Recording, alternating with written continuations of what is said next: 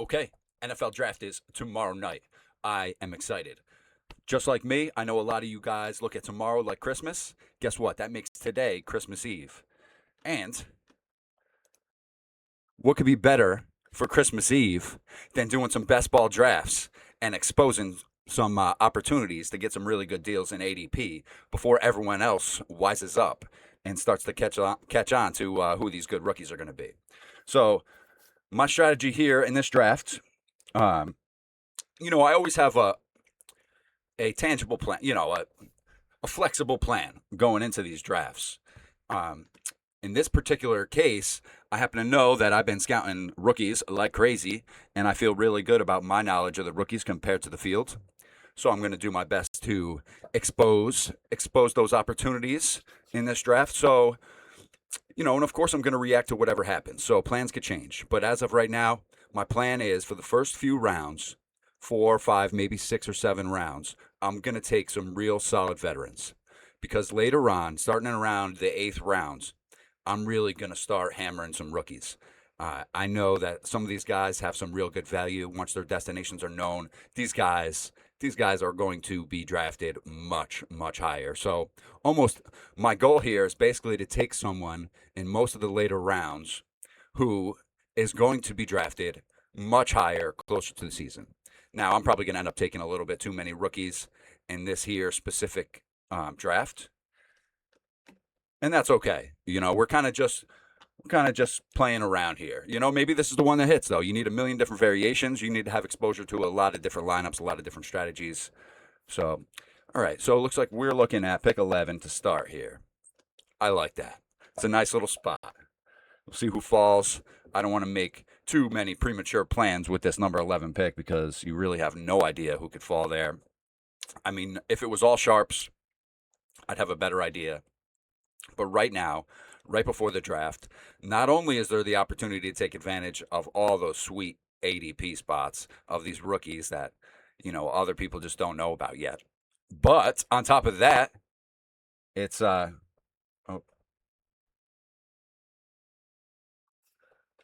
on top of that, I don't even know what I was saying. I got thrown off. Nothing unexpected happened. Oh yeah, I remember what I was going to say. But on top of that, right now at the NFL draft, it's not all sharps. When I first started drafting in the beginning of March, it was basically all sharps the whole time. Now you get around the draft, you get a lot of casuals jumping in, and they're making crazy picks, causing other guys to fall, and they know even less about the rookies than the normal people that you're drafting against when it's mostly sharps. There's a few opportunities like this right around the draft, and then also right around the beginning of the season. There'll be there'll be another time when there's a bunch of amateurs filling up those draft spots, and you can. Sometimes that helps, sometimes it doesn't. All right, we're getting close here. CD's still on the board. Amon Ra's still on the board. James Cook is still on the board. Oh, I like those guys. That's three. And Ashton Genty goes before them. Okay, all right, if you say so. All right. So you know what? We could go wide receiver.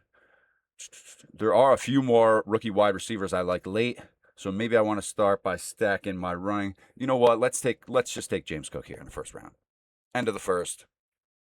Let's take him. CD's probably not going to make it back to me. If he does, I'm going to snag him. If not, I might double up on running back and take Barkley as well. That would be a real strong running back start. Then I'm going to have to make sure I cover my bases for wide receiver. Got plenty of time to figure out quarterback and tight end. There goes CD. See what's going on here. All right. Or maybe I mean, Malik Neighbors' ADP is a little bit deeper, but I kind of love him this year. Hmm. Do I take Malik? You see, he's my number one rated player on the board. ADP. You know what? I'm going to take a shot on Barkley. He didn't exactly have a great second year after that amazing first year in Philly, but and maybe the league has figured out how the Eagles are using him.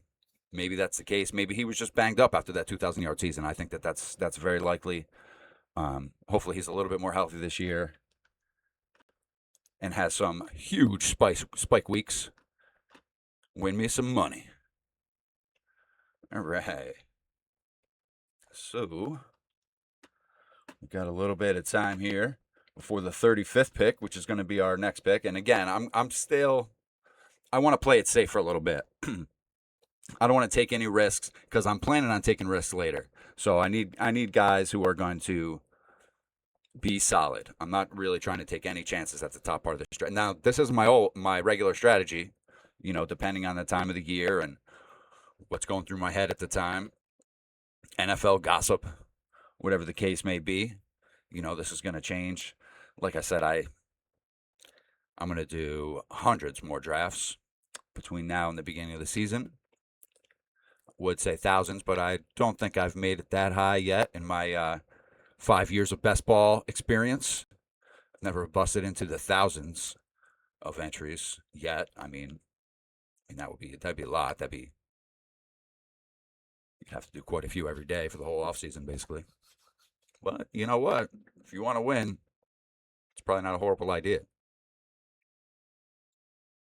You know, uh, last year, last year wasn't as good for me in best ball as compared to the year before. I basically broke even. I made a few bucks. I had a handful of teams make it to the final week, and I didn't have any wins, no tournament wins, or no, not even any high finishes with real nice payouts.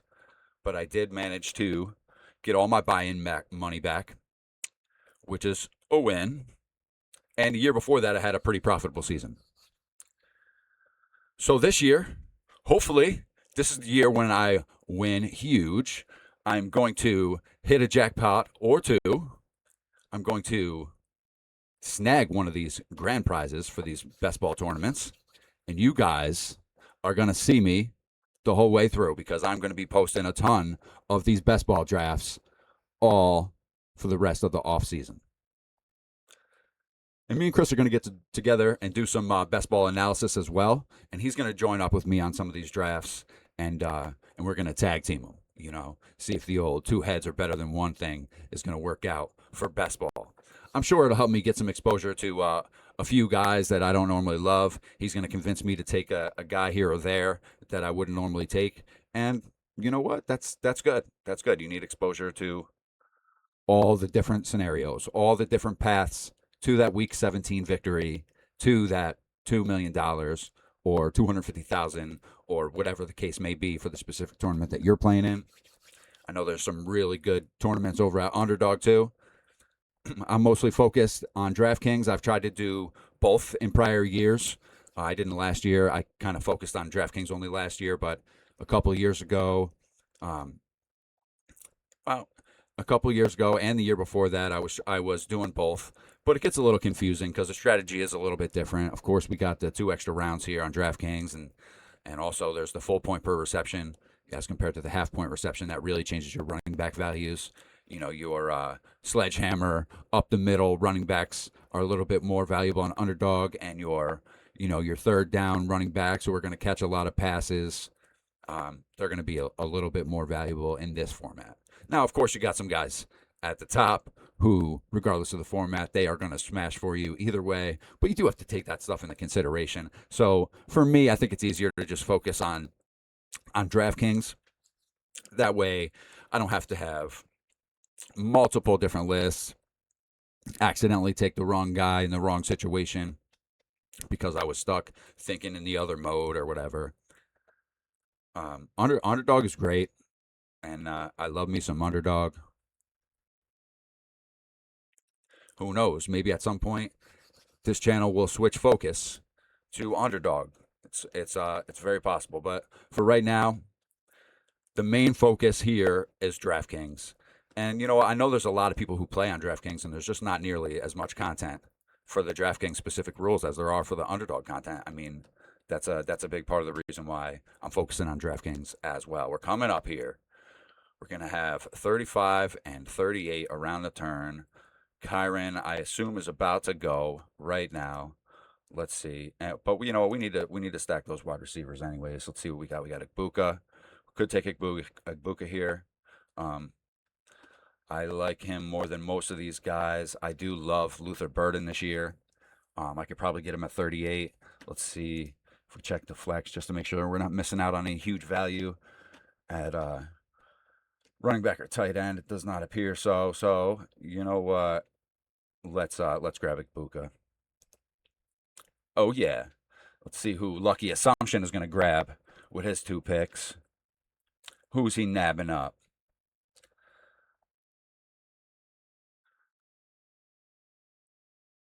You know what? I like Luther Burden more than most of these other wide receivers who are going right before him. At least for right now. I think Caleb Williams is really going to step up, and so is Luther Burden. I think he's going to step into a little bit of a bigger role this year. I think he's a smash pick. Luther Burden is a smash this year. I think. All right, let's grab him. Take a peek. Got a nice little start here with Cook, Barkley, Ibuka, and Burden. All right, let's see. Let's check out other people's teams a little bit.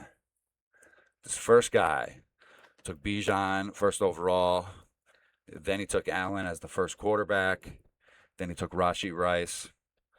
You know what? I like all those players. That's not my favorite start to a best ball build. It's a little bit too spread out.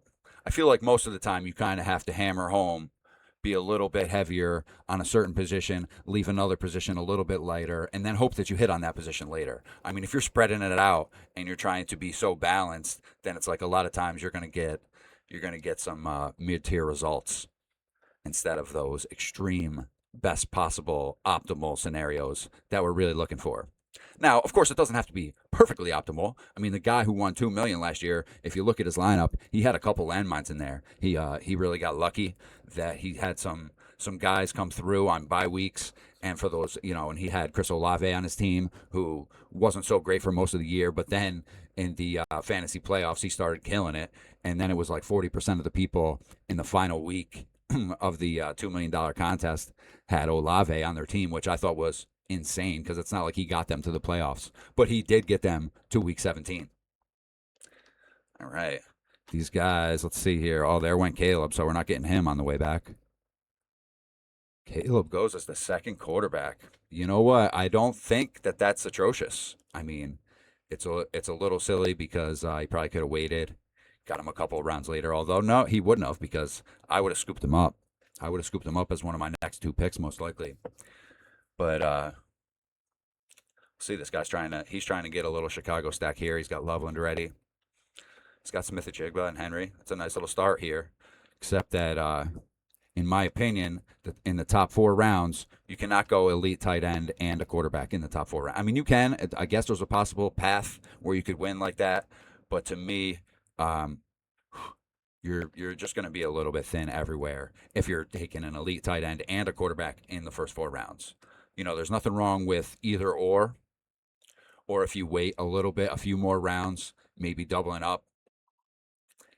But those first 4 picks are so valuable. I mean, you really can't be.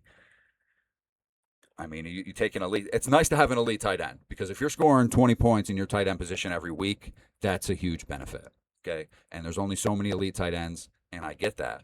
But the thing is, he's going around a bunch of wide receivers and running backs with spike week potential who, they could put up 30, 40, maybe even more points any week. And you're just not going to get that with Loveland. And you know what? Is Loveland even an elite tight end? I mean, he took him in the top 3 rounds, so I'm calling him elite. He's elite to this guy, obviously.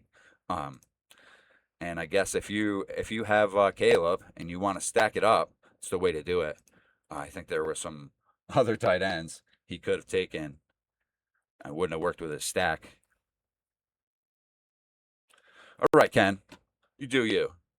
Watch Ken win a big jackpot on this. Yeah, right. Mm-mm. All right, we got the Puka drafter up now. OJO 86 took Puka, took London Pickens. Some nice receivers. He's a little thin at running back. See if he's got plans for later, or if he's just winging it. That's the thing too. Sometimes you want to judge these people's lineups a little early, and then they've got plans. They've got plans that are just advanced, and it's not obvious until it plays out later. I like to do that to other people. I like to make them think that I'm doing something silly, and then a couple rounds later, they're like, oh, and I'm just over here like, mm-hmm. Remember that time? Remember that time when you were talking shit? All right, 59 is coming up. All right, 59. Our round 5 and round 6 picks. I love Warren. Maybe if we get Warren, we might have to scoop up Daniel Jones later.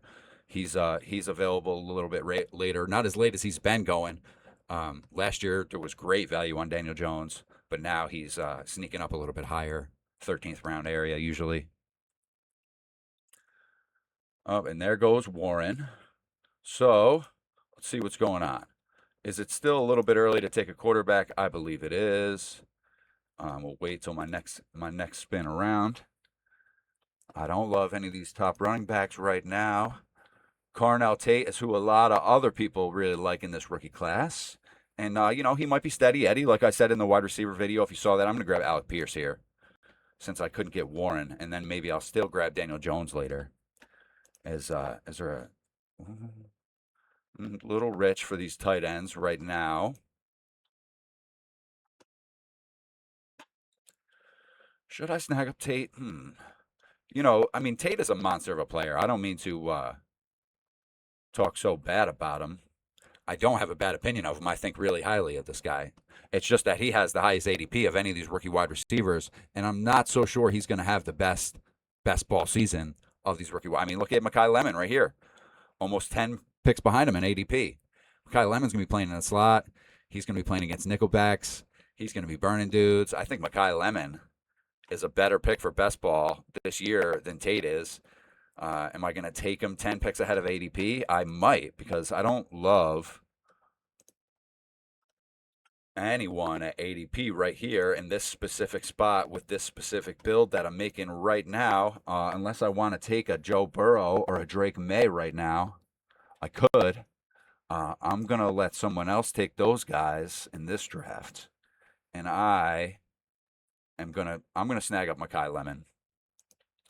You know what? It seems like I'm reaching for him, taking him 10 picks ahead of ADP, but watch what happens after the draft. Watch what happens when he gets taken 9th by the Chiefs, or, you know what? It almost doesn't even matter where he goes to. He goes somewhere with a competent quarterback, and this guy, wow, he's going to show us exactly why we should have been picking him in these best ball drafts. I'm not scared to take him a few picks ahead of ADP right now because I still know it's going to be a great value. By the time the season starts, I just took him, in the 6th round? By the time the season starts, he's going to be a 3rd, 4th round pick. Watch. And if not, maybe not. But he's definitely going up a little bit. I don't know if he's going to bust into the 3rd round or not, but I guarantee you he starts going a lot earlier than where I just took him. All right. See what's going on here. Got this thing blocking my view. All right. Who's got a real nice team? This guy's alternating wide receiver, running back. Okay, all right. This guy went real heavy running back and then took Evans, is hoping Tate is going to hit. If Tate hits, this guy's got a real solid start. That's what I mean. I think the 6th round is a little bit early. I know I did take Mekhi Lemon, but as you'll see in a few rounds, there's a few other guys that I'm feeling so good about, and I feel like the field is just not on them at all yet. And you know what? I'm not live streaming this, so I guess it's not so dangerous to say out loud. But specifically, I'm talking about Denzel Boston, and I'm talking about Malachi Fields. These guys are big body possession receivers who can go up and catch the ball, and these guys are going to make an impact. They're going to be a nice little weapon. If they go to a team with a good quarterback, they're just going to eat. If they go to a team with a crappy quarterback, the crappy quarterback's just going to throw it up and hope that they can jump up above the defenders and catch it, and it's going to get you points. Those two big wide receivers got skills.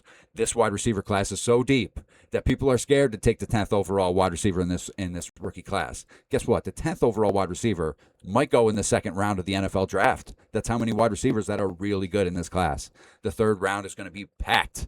It's going to be packed with stud receivers. And so just because a guy isn't a top 3 prospect, just because their name isn't Carnell Tate or Jordan Tyson or Mekhi Lemon, doesn't mean that you shouldn't be taking them in best ball drafts. So you need exposure to these guys. Believe me, especially those two guys that I just said, because Denzel Boston, you can't have him for free necessarily. You got to take him around 150 usually. But I mean, and then even in the last two rounds, there are some really nice rookie wide receivers who have a chance to break the whole game. They really do. I mean, if you draft a wide receiver in the 19th round, and he has two spike weeks, 35 points, man, that is value. That's real, real good value. Last year around this time, I was taking Woody Marks and Ollie Gordon real, real late in the draft, the last two rounds in a lot of drafts. And Woody Marks ended up being a real, real good pick with that last round pick. Ollie Gordon, not so much because Achane did stay healthy for the most part. I was expecting him to be a little bit more banged up. But, Ollie Gordon, if you don't know, you better take some shots on him too this year because Achane might get banged up. And even if he doesn't, I think that Ollie Gordon is going to get a lot of third and short carries. He's going to get a lot of goal line carries. I like Ollie Gordon to sneak into the end zone like 8 or 9 times this year. And for a guy that you can get at the end of the draft, that's pretty nice value too. You heard it here. All right, 83 is coming up. See what we got going on here. We do need to get a quarterback who's still available. Jackson Dart is still available. Love me some Jackson Dart in best ball. Oh my gosh. This guy, what he did last year without Malik Neighbors, pretty incredible. I can only, I'm not even giving lucky assumption because his lucky assumption might be that I'm going to take Jackson Dart, number 86. And just in case he is really lucky, I'm taking him now. Jackson Dart is my guy. I need him on my team. I don't need him on my team, but I feel really good about him. If a lot of these other elite quarterbacks already go by, you want to take Jackson Dart. I mean, I can show you in a minute. We're going to have another pick coming up here, so I don't have time to bust into his season stats, but we can look in a second. And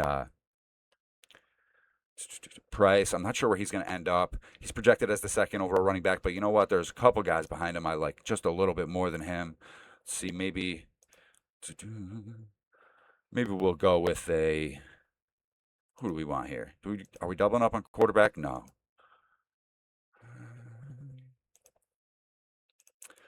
Let's grab Algier. You know what? I think he's going to get a lot of the carries out there in Arizona, assuming that they don't draft Love. I like him to be a better pick than Connor. All right. So now going back here, I'll show you what I was talking about with Jackson Dart here. Jackson Dart, 17.8 points a game. He didn't play the whole season. He missed a couple games in the middle of the season with a concussion. But the thing that brought his average down was he came in week 2 and week 3 when Russell Wilson was starting. And he came in for like a handoff. Or maybe he had a pass attempt in one of these games. But no, he didn't. But he just came in for one play and handed it off. So he got zeros in both of those weeks, bringing his average down. I mean, I don't want to feel like busting out the calculator, but I mean, considering he only played how many other weeks? I mean, if we take those 2 zeros out, that's going up. That might even bust up over 20 points a game, maybe. It's definitely more. And you know what the point is? This guy did not have Malik Neighbors last year. He did not have Isaiah Likely last year. He did not have. I'm not sure if they're going to take one of these wide receivers that I'm talking about here, possibly in the second round, maybe in the third round. But there's a very good chance that the Giants could add another stud rookie wide receiver. But even if they don't, even if they just play with Neighbors and Likely and their other tight end there, plus they got a couple of nice running backs. They brought in that fullback from the Ravens. I'm not sure. The Giants might play in a lot of one wide receiver sets. Regardless, Dart is going to be super valuable. He's mobile. He might not be the fastest mobile quarterback, but he's just got real nice agility. He's got real nice awareness. He takes off at the right time. He makes a lot of plays. If you need that first down, that's when he's really going for it. He's got the heart. I'm a big fan of Jackson Dart. Okay, so our next pick is going to be the end of the 9th. Beginning of the 10th pick, 10th round. I mean, let's see here. Let's see what's going on. We're going to start really trying to take advantage of some good ADP situations on rookies. I do not see too many rookies flying off the board. Besides, we got Tate and Tyson went. Um, Even your casual fans know about those guys. That's not exactly who I'm talking about when I'm talking about planning on hopefully getting some really good value here in this draft. Maybe I'll take one rookie and possibly another quarterback.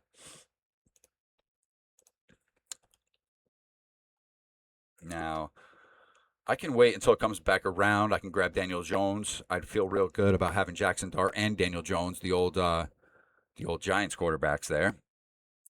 And then I can take a flyer on someone else a little bit later. But let's see, around pick 100, I got Price, who I already said is this guy's much later.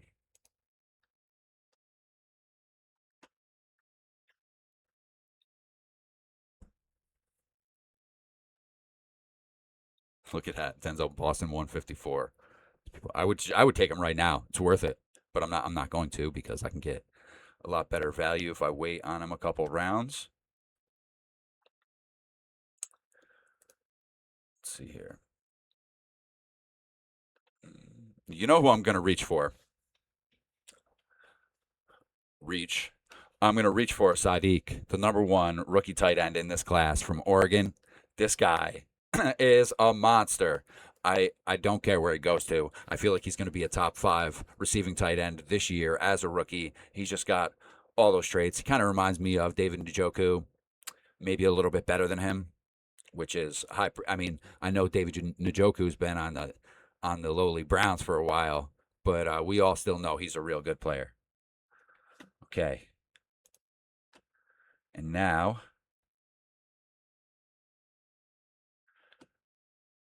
Pittman, Kincaid, Gatson. I'm taking Gainwell. Gainwell showed some real nice things last year. He can catch the ball out of the backfield. He's got real good heart. He doesn't just fold up and assume he got tackled. He's gonna fight. And he had a couple of real nice weeks last year. Hopefully he can repeat that again for us. Let's check out this draft board. All right. So things started out real good with Cook and Barkley, and we had Agbuka and Burden, Pierce and Lemon. Came through with Dart.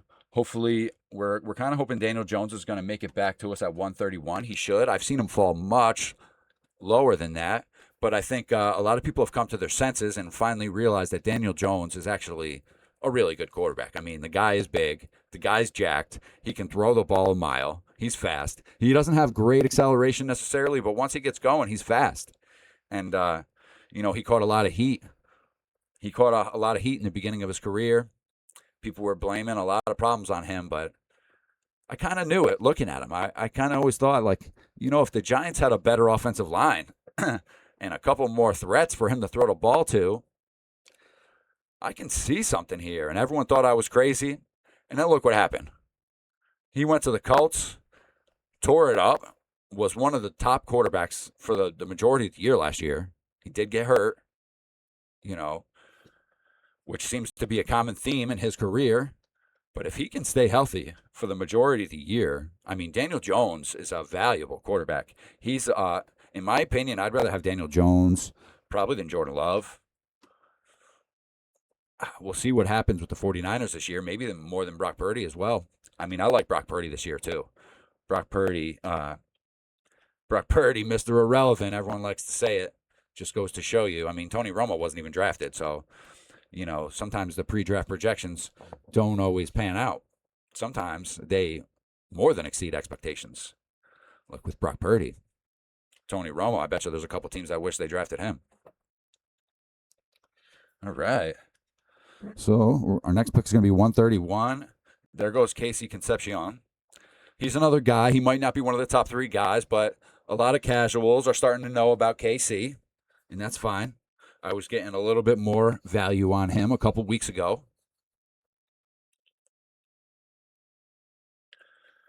Take a peek. Oh, we're going to have.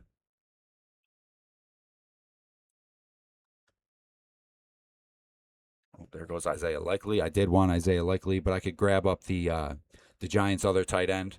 What's his name? Went to Penn State. Theo Johnson, that's his name. He also has some skills. I know Isaiah Likely is probably going to be their tight end one over there, but I think that they're going to be running a lot of two tight end sets. So grab up Theo Johnson. I mean, he made some highlight plays last year.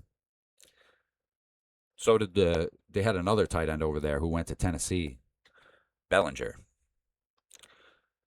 He had a couple of nice plays. They didn't use him quite that much. We'll see if he gets used a little bit more in Tennessee. He's probably not worth taking shots on in best ball at this point, unless it starts to seem like he's the clear cut, number one threat in Tennessee. And they might use him a lot because he's a real good blocker as well. But are they going to throw him the ball?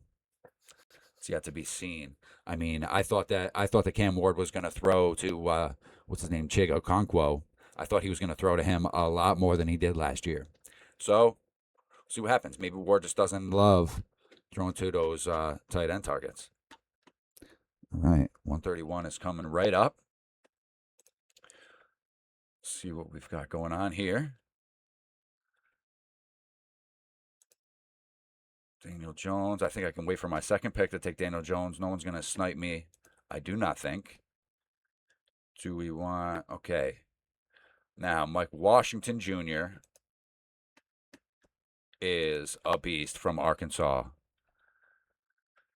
I probably can't get him if I wait a little bit longer, but you know who I probably can get is Jonah Coleman, 157. Let's just take a peek.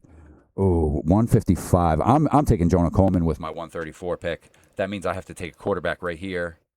So, is it going to be It's got to be Daniel Jones now, unless I'm going to take C.J. Stroud. I do like him to have a bounce back year. Take Daniel Jones. And then I'm taking Jonah Coleman. Now, Jonah Coleman, this guy, 157 on average. I'm picking right after that. But I got to take him. I want him. He's going to fly up these draft boards. I don't know where he's going to get taken in the NFL draft. Maybe in the second round. I mean, people aren't projecting him there, but I think he is a really, really good player. Someone's going to like him a lot. I do not think he's going to get out of the third. He's actually projected as an early fourth round pick. I don't see that. No way he's making it to the fourth round. All right, let's just take him right here. And watch this guy. Watch this guy climb up the fucking ADP. Sorry to cuss. Try not to cuss. But this guy is going to fly up in ADP. This guy, I just took him at 134, way ahead of ADP, almost 20 picks ahead of ADP. But it's still a great value because let me tell you, probably starting tomorrow night he's not getting drafted tomorrow night. The day after, by this weekend, this guy is going to be flying up the board. He's going to be either someone's starting running back or someone's number 2 running back who's going to end up taking a lot of carries away from whoever the starter is because he's just a real exciting player. He's got that fight. He's big, strong back, and his play style is incredible. It kind of reminds me of Marshawn Lynch if Marshawn Lynch was a little bit better catching the ball. I know some of you youngsters might not even remember Marshawn Lynch. Remember the guy who used to eat the Skittles all the time? We used to call him Beast Mode for a reason because when he was in, the Seahawks were in beast mode. For real. All right. Coming around here, there goes Jonathan Brooks. He's another guy I like to have a good year this year. Let's see.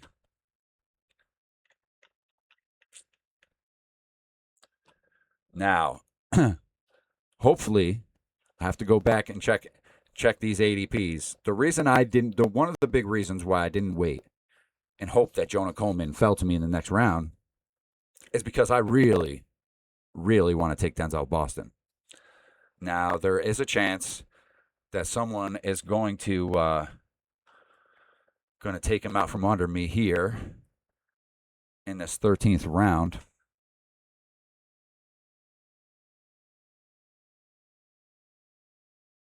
But I really hope not. Let's queue him up. Let's queue him up and hope for the best.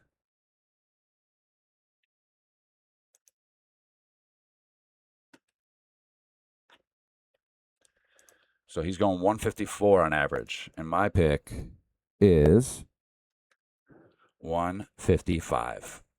Now, that might not seem like a big deal.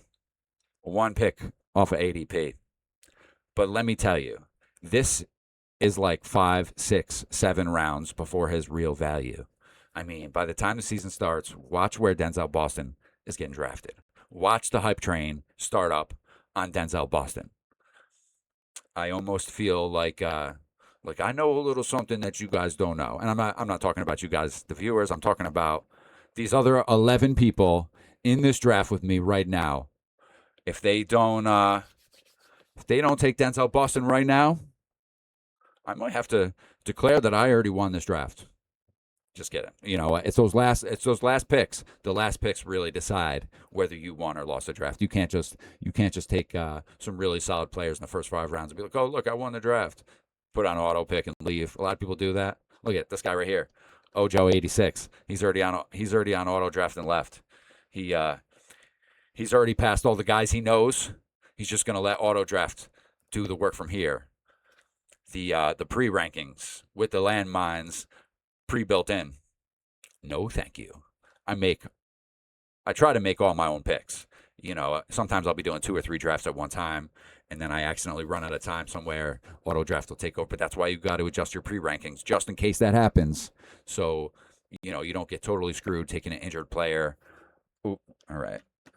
So, did Denzel Boston make it to us? I do believe he did. That is not a hard choice at all. We're taking him. Oh, and then we'll see if Lucky Assumption takes Mike Washington Jr. If he doesn't take Washington, I'm taking Washington too. And then that's going to be a real nice turn here. 13-14 turn. Coming away with some guys who are going to be in my starting lineup on a semi-regular basis, I think. I mean, these guys are good. Come on. Stay away from them. Let me get them. Anybody but Washington. Don't you do it, Lucky Assumption. You know what happens when you make assumptions? You make an ass out of you and me. All right. Thank you. All right. Oh, this is going real nice. This is going real nice. This one might turn into a paycheck around week 17. Find out. But you know what? It doesn't matter if it doesn't. Because, like I said, I'm going to do hundreds more drafts, and I'm going to get exposure to a lot of different builds, a lot of different strategies, a lot of different players. I'm going to try to get as many paths as I can to week 17. And hopefully, I mean, I as far as the making it deep in the playoffs and winning week 17, I feel a little bit better about that once the playoff schedules are known and we could start building these lineups, taking week 15, week 16, and week 17 into consideration. We can stack up with some bringbacks for these playoff weeks, and that's really beneficial. That's really beneficial because if if week 15, week 16, week 17, if any of these games turn into a shootout and there's a lot of points scored, you basically need those guys. So a nice little double stack with a bring back for that game in the playoffs, the best ball playoffs, 15, 16, and 17. If you have a nice stack with a bring back for that game that really blows up in the best ball playoffs, that's how you advance. And it's really hard to do that before the playoff schedules are known. You basically have to get lucky and hope that you're stacking it up without even knowing what the schedule is, which that's possible too. And also, some of these rookies, you might draft a few of these rookie wide receivers who you think are going to be really good in the league, and then really in an optimal situation, they're going to end up on the same team as some of the guys in your best ball drafts. Like in this draft, I took Daniel Jones and I took Jackson Dart. So if either the Giants or the Colts end up with Denzel Boston or Mekhi Lemon, that's going to be really good for this lineup. I feel really good about Denzel Boston regardless where he goes. But if I had him stacked up with a quarterback, I would feel even better because every time he catches a touchdown, somebody is throwing him that touchdown, and most of the time it's going to be the quarterback from his own team. Of course, there's some trick plays and somebody else could throw him the ball. He could score on a rushing play. There's ways he could score without his quarterback throwing him the ball, but most of the time, if he's going to score touchdowns, if he's going to have a game where he catches 3 touchdowns, his quarterback, chances are, threw him those 3 touchdowns. And they both had a really good week, and you want them both in your lineup. That's why I really love a little bit of stacking. If I'm going to get a top tier wide receiver, I'm going to try to get their quarterback. If whatever quarterbacks I have, I'm going to try to get a couple weapons from those teams because I have to draft like I'm right. And if I think that Jackson Dart is going to have a good season, which I do, then that means that some of his weapons are also going to have a good season. That means Malik Neighbors is going to have a good season. That means Isaiah Likely is probably going to have a good season. That means whatever new offensive weapon that they bring in the NFL draft might have a good season. Um, and maybe they don't. Maybe none of them have good seasons. But if you do that across enough best ball builds, you know, you're just increasing the chances that you're going to have that optimal lineup, and that's really what you want. Okay, pick 179 is coming right up. Let's see if we have any high value rookies in the cards here. I don't love Stowers. I already took the top rookie tight end, and I only have one tight end though. I might need to just take a tight end so I don't fall behind on tight ends. We could take David Njoku. He's going to get signed by someone. He is the guy that I already comped Sadiq to, but I think we're going to wait a little bit longer and checking this out. Oh no. We're running low on time. Let's take Tesla. Hope he does some nice things in Detroit this year. They've got a few less weapons. Maybe they use him a little bit more. He's got a little experience under his belt. He's a prime candidate for a step up kind of year. I don't know if he's going to make it. I don't know if he's going to take that step up, but it's very possible. All right. I like AJ Barner. He's he has some decent weeks here and there, 17, 24. Mason Taylor and the Jets is real interesting. This is a real good player. You know, I'm not sure if they're going to figure out a better quarterback situation over there or not.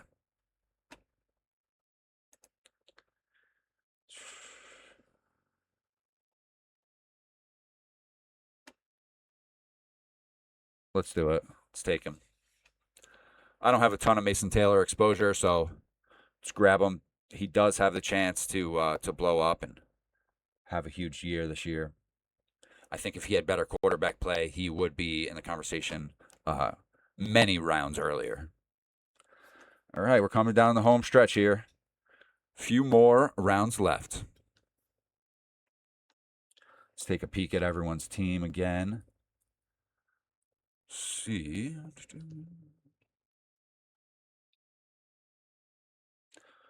Who's my favorite team besides my team? Let's see. So, don't love your start. This guy had a real good start. He got Lamar in the fifth, which is good value. I don't love Harrison. I do love Wilson, though. He's got those two Arizona wide receivers. He's got Conception. He's got Kelsey, who, you know, Kelsey's been so good for so long. I hate to be the one that says it, but he might be done. He might be done. They might replace him. He might just, he's slowing down. He's been slowing down for a couple of years. And I think that they're going to have to stop leaning on him quite as much as they used to. They already kind of did, and they've been suffering for it. They didn't have the greatest year last year, but they had some wide receiver injuries and suspensions and stuff that contributed as well.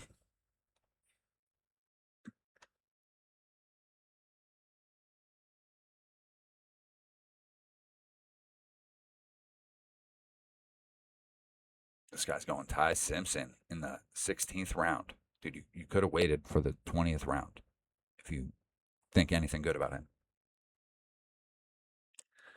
Okay. Still didn't decide who's got my favorite team besides mine. Let's see. I don't necessarily love anyone's team. This guy had a real nice running back start. He's got a couple of solid rookie wide receivers that he thinks both going to be really good, and they should be good enough, anyways. Metcalf, Golden. This guy's leaning on Willis and Love. Nah, I don't love his team. This guy's got Dak, Justin Herbert. Nah.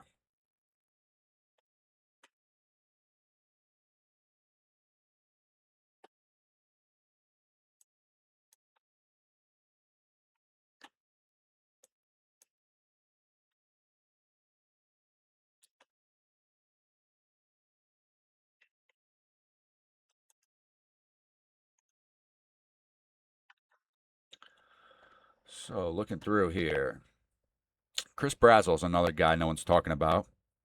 He looks really skinny. I mean, I know there's a lot of other guys with similar body styles to him, but he when he just looks so fragile to me. I think that it's going to be real hard for him taking shots over the middle.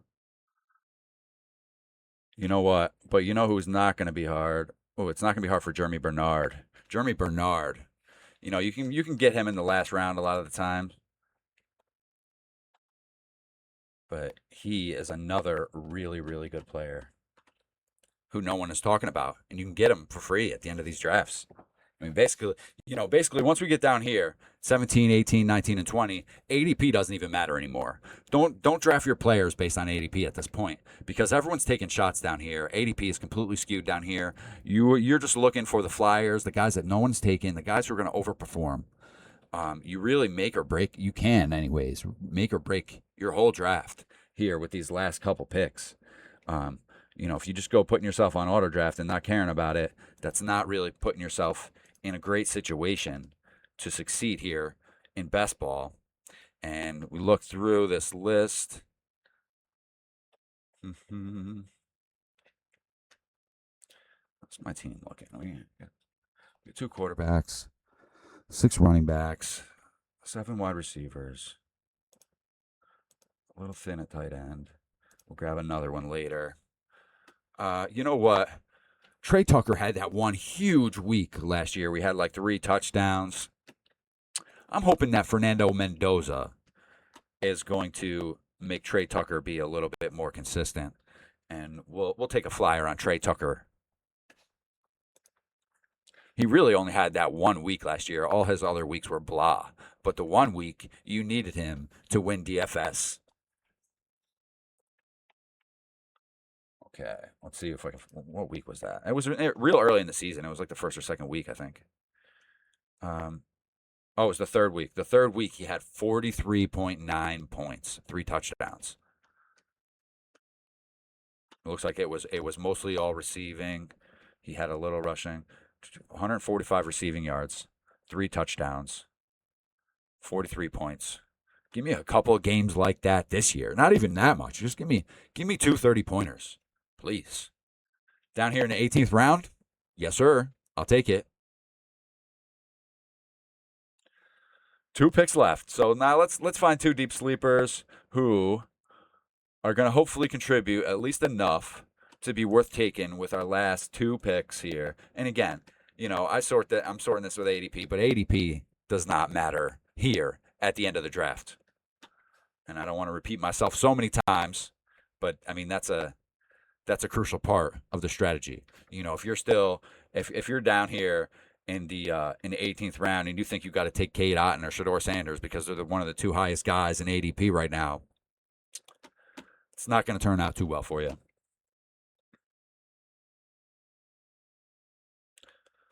So who do we want? We do want, this is the other guy from the Giants.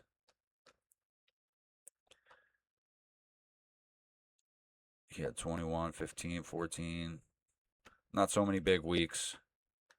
But I do expect maybe a little bit of a better season this year. I know he's got a little bit more competition with Isaiah Likely.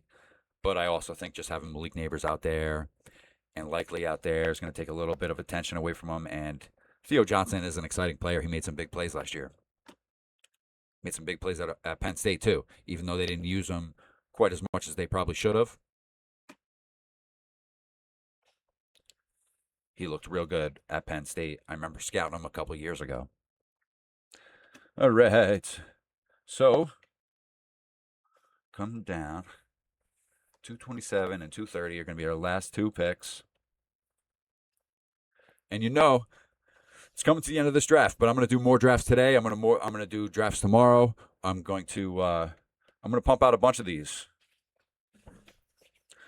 Doing these drafts, you can see how they're playing out. You can adjust your own strategy. You don't have to drop your own coin if you don't want to. Of course, you should be drafting your own best ball teams, a lot of them.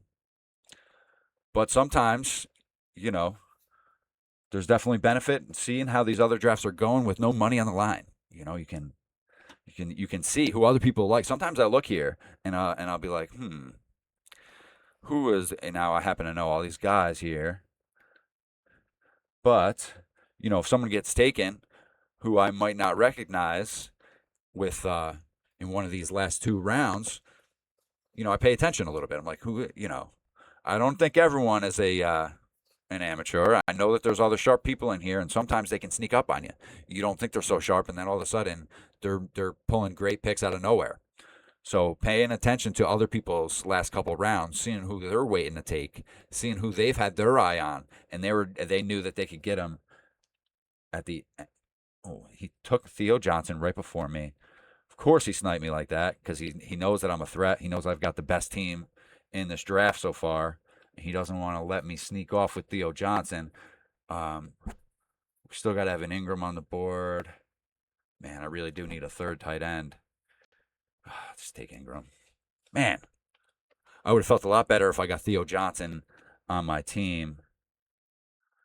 All right, let's look through. We got Keon Coleman could be a good pick in the 20th round. I know that he underperformed last year besides this huge week one performance. But, he's had a little bit more time to develop some chemistry with Josh Allen. Hopefully, those guys have worked out, whatever issues they got going on between them. And hopefully Coleman can have a little bit of a bigger year this year. I do get that feeling sometimes that Josh Allen just doesn't want anyone else on the Bills being a superstar but him. And he tries to really spread it out and keep anyone from getting their head or their wallet too big. I'm not talking conspiracy or nothing, but there could be a little something with the team where they're like, hey, don't let anyone have a huge season. Can't be paying all these guys. If we're going to pay you, we can't be paying a three wide receivers top dollar. So spread it out, please. Don't let any of them have a 1,600-yard season. All right. Rambled on so much before the last pick. Coleman is an option. Who else? Am I definitely taking a wide receiver? Not necessarily. Let's go to flex. Could grab a running back if there's someone worth taking. Could take Coleman. I could take Brazel. I got 7 seconds to decide. Going Coleman. All right. Let's see how this draft finishes up. See if anyone takes anyone interesting in the last round here. Like I said, sometimes you got to keep your eye out.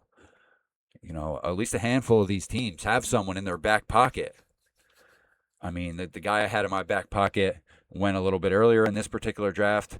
I was thinking about Denzel Boston and that extreme value that you can get in the middle rounds right now before he starts flying up towards the top.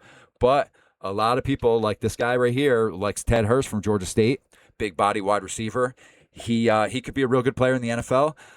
I think that he's going to be a year two guy. I think the year after this year, he's going to impact best ball a little bit more than this year. I think he's got a little bit of development to do, but I really do like Ted Hurst from Georgia State quite a bit. I'm going to wait a little bit to see how his game transitions to the NFL because he did play in a smaller conference or they're not even in a conference, are they? Whatever. He didn't play in a big conference, and he didn't play against the best competition all the time. But he was a big fish in a small pond. He looked real good. It wasn't like he was playing against lesser competition, just blending in. He was not blending in. He was standing out every week. So, all right, we're just about finishing up here. Brazel went. Keenan Allen went. Someone took a shot on Gray in the last round. Tonjes is a nice pick in the last round, especially if Kittle is still banged up. I mean, I'm not sure. People think he's going to be healthy, but he's been banged up for a couple years now. So, and he's not getting any younger. Tonjes looked real nice. And there it is. A day before the actual NFL draft. Trying to expose some rookie ADP advantages, get some edge over ADP, take advantage of this opportunity. The opportunity window wasn't going to be here for much longer. I'm telling you what, people are going to be watching those shorts and the YouTube reels, and they're going to be watching everyone. They're going to be watching everyone's content. People are going to find out who these real good rookies are who end up in real good situations. Right now's the time. I mean, if you're watching their tape in college, a lot of these guys, it's pretty obvious it is going to translate to the NFL. But, so, mock draft number 1 for Christmas Eve, NFL Draft Eve. Is there a difference? I don't know. Okay. I'll see you guys again soon.